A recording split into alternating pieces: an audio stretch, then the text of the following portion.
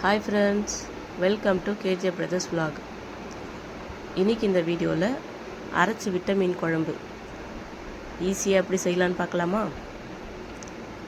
அதுக்கு ஒரு கடாய் வச்சு கொஞ்சமாக எண்ணெய் சேர்த்து 1/2 ஸ்பூன் கடுகு, 1/2 ஸ்பூன் வெந்தயம், 1 ஸ்பூன் சீரகம், 1 ஸ்பூன் மிளகு பொரிஞ்சதுக்கப்புறம் ஒரு துண்டு இஞ்சியை தோல் சீவி கட் பண்ணி சேர்த்துருக்கேன். ஒரு வெங்காயத்தை கட் பண்ணி சேர்த்துருக்கேன். சின்ன வெங்காயமாக இருந்தால் டேஸ்ட் கூடுதலாக இருக்கும். உங்கள்கிட்ட இருந்துச்சுன்னா சின்ன வெங்காயம் சேர்த்துக்கோங்க. ஒரு 10 வெங்காயம் போல் சேர்த்து வதக்கி விட்டுக்கோங்க.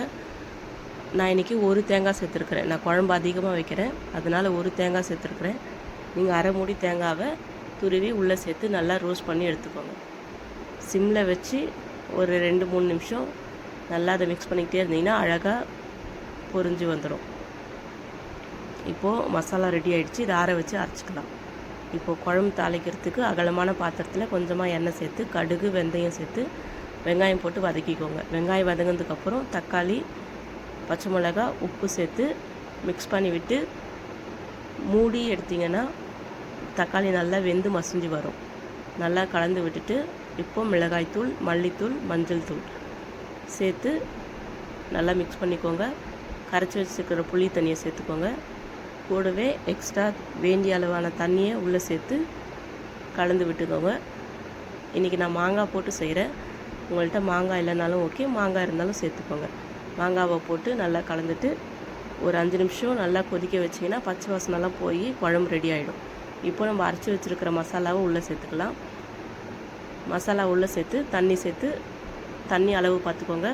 உப்பு, காரம், புளிப்பு எல்லாம் செக் பண்ணிக்கோங்க. புளிப்பு கொஞ்சம் கூடுதலாக இருக்கணும். அப்போ மீன் குழம்பு வச்சு சாப்பிட்றதுக்கு நல்லாயிருக்கும். மூடி வச்சு கொதிக்க விடுங்க.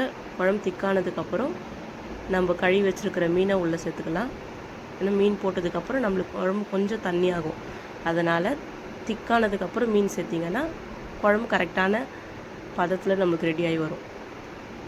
மூடி வச்சு அடுப்பை சிம்மில் வச்சு ஒரு 5 நிமிஷம் வேக வச்சிங்கன்னா நம்மளுக்கு மீன் குழம்பு சூப்பராக ரெடி ஆகிடும். இங்கே பாருங்கள், மீன் சூப்பராக வெந்துடுச்சு. சூப்பரான வாசனையில் இருக்குது. மாங்காய், பச்சை மிளகா, மீன் எல்லாத்துடைய வாசனையும் சூப்பராக வருது.